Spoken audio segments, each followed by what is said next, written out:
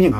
ဒီဦးမြင့်ကသူ့အိမ်ကိုရောက်သွားတယ်ကျွန်တော်သူ့အိမ်ဆိုကျွန်တော်စဉ်းစားတာမွေးကအိမ်လားပေါ့နော်တာမွေးမြန်တော့တာမွေးဘက်ကအိမ်လားဆိုတော့မဟုတ်ဘူးသူကနေပြည်တော်ကအိမ်လို့ပြောတယ်နေပြည်တော်အိမ်ကလည်းသူတို့ဝယ်ထားတာလားဆိုတော့ကျွန်တော်သိရတော့နေပြည်တော်အိမ်လည်းအစိုးရစီစဉ်ပေးထားတဲ့အိမ်လို့တော့ကျွန်တော်ကြားဘူးလေဗျအဲ့တော့ပြန်လွတ်ပြီးတဲ့ခါကျတော့ဦးမြင့်အိမ်မှာဘယ်သူတွေသွားဆောက်နေလဲဆိုတော့ဦးအောင်ကြီးsorry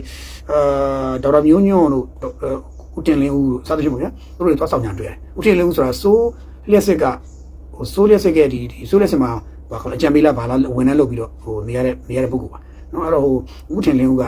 ေရတယ်လို့သိရတယ်အခုတော့မသိဘူးနော်ဒီကတော့ကျွန်တော်သိရတယ်လွန်ခဲ့တဲ့သိကြတဲ့ငယ်အဲ့လောက်ထိသိတယ်ထားတော့ဦးတင်လင်းဦးကမှဓာတ်ပုံရိုက်ထလာတော့မ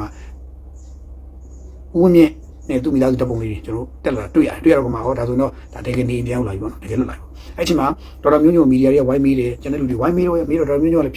ဖြေတော့အဲ့ဒီမှာမျိုးစုံမေးကြတဲ့ခါမှာဦးမြင့်ဒီပုံမှန်လေးရက်တွေကိုလောလက်မထိုးဘူးဗျာလက်မထိုးဘူးပေါ့အဲ့သူ့ကိုလာပြီးလူကြီးတယောက်ကလာဖတ်ပြတယ်ပြည်လိုက်ဒုဝန်ကြီးအစင်လာဖတ်ပြတယ်လို့ပြောတယ်ဒုဝန်ကြီးဆိုဒုဝန်ကြီးလာဖတ်ပြတယ်ပေါ့သူကထားပါတော့ပြည်ဒုဝန်ကြီးဖတ်ပြတယ်သူကအဲ့လေးရက်တွေကိုလက်မထိုးပြနိုင်ဘူးမင်းအဲ့ဒါမင်းတက်လူကြီးပြောဆိုတော့တက်လူကြီးကိုပြောတယ်ကတော့ကြီးမင်းလက်မထိုးလို့လွှတ်ပေးလိုက်ဆိုမျိုးပုံစံမျိုးနဲ့လွှတ်ပေးလိုက်တဲ့အတွက်လွတ်သွားတယ်ဒါပေမဲ့လက်မထိုးရင်အဲ့ဒီစာတရားဝင် official ဖြစ်တဲ့အတွက်သူ့ရှေ့မှာဖတ်ပြပြီးဖြစ်တယ်သူသိရှိပြီးဖြစ်တယ်သိရှိပြီးဖြစ်တဲ့အတွက်နောက်တစ်ချိန်သူပြမှုကျူလို့ရင်ပိုနှဆခံရမှာအဲ့တော့ဒီဦးမြင့်လွတ်လာခြင်းနဲ့ပတ်သက်လို့သတင်းတွေမှာပေါ်လောရိုက်အောင်သုံးသပ်ချက်မျိုးစုံတွေတက်ကြတယ်ဒီနေ့အထိမပြီးသေးဘူးမနေ့ကလည်းတက်တယ်ဒီနေ့လည်းမပြီးသေးဘူးအဲ့တော့မနေ့ကဦးမြင့်လွတ်လာတဲ့ကိစ္စနဲ့ပတ်သက်လို့ရှိရင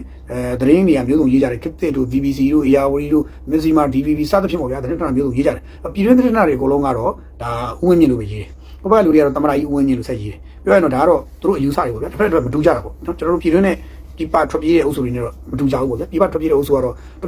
တို့လွတ်လပ်ရေးချင်သူတို့ရေးမှာသူတို့တက်ချင်သူတက်မယ်ရေးချင်သူရေးမယ်ဥပဒေညီလာစိတ်ဝင်စားအောင်သူတို့ကဒီလိုရေးမှာကျွန်တော်တို့ကြတော့ပြည်တွင်းလူတွေကြတော့ဥပဒေကိုစဉ်းစားရတယ်ဥပဒေအောက်မှာနေရတယ်ဖြစ်တဲ့အတွက်ဥပဒေစဉ်းစားပြီးတော့မှဥပဒေနဲ့ညီရေးရတယ်ဟုတ်တယ်ပေါ့နော်ဆိုတော့ထားပါတော့ဆိုတော့ကျွန်တော်တို့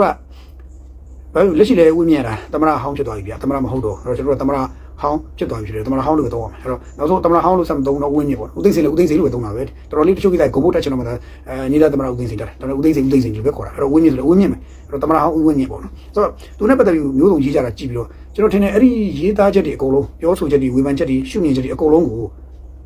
ဝေဖန်နေရေးနေကြတာဗျအဲ့ဒီလွတ်ပေးလိုက်တဲ့ဦးမြောင်နိုင်အဲ့ဒါအကုန်လုံးကြည့်နေမှာကြည့်ပြီးတော့သူကအပေါ်ကြီးကသူကငါလွတ်ပေးလိုက်ဆိုကြည့်နေဒီလက်ပိုက်ကြည့်နေမှာဘယ်ကောင်ဘာပြောမှကြည့်လွတ်လိုက်စမ်းလွတ်ပြီးတော့ဘယ်ကောင်ဘာပြောမလဲဆိုတော့ဒီလိုကြည့်နေမှာလက်ပိုက်ပြီးတော့ဒါလေးကြည့်ပြီးတော့ဘယ်ကောင်ဘာပြောလဲဆိုကြည့်နေမှာအဲ့တော့ရှင်းလေးပဲဘသူဘာပြောချင်တာပြောသူကလက်ပိုက်ကြည့်ပြီးတော့သူကအချင်းတွေကိုသုံးသပ်တယ်ဆုံးဖြတ်တယ်ပြီးရင်ဝိမြင့်သဘောထားပါတယ်ဝိမြင့်တော်တဲ့ကောင်တွေဘယ်လိုတွေ့တာလဲဘယ်လိုသဘောထားမျိုးလဲဒီကောင်တွေကဘာပြောမှလဲဘယ်လိုဆွေးနွေးမှာဒီကောင်တွေမီဒီယာဘယ်လိုဖြေမှာလဲအဲ့ဒါတွေအကုန်လုံးကနှုတ်ထောင်းလုပ်နေမှာအစိုးရဖွဲ့နှုတ်ထောင်းလုပ်နေမှာအဲ့ဒါကိုတိကြီးနေမြန်တမင်ပြောတာလားမသိဘဲနဲ့ပြောနေရလားအဲ့ဒီလူတွေပြောနေကြတာကျွန်တော်ကြည့်နေဦးမျိုးညွန့်တို့ဘာလို့ညာလို့ပြောနေဦးထေလင်းဦးတို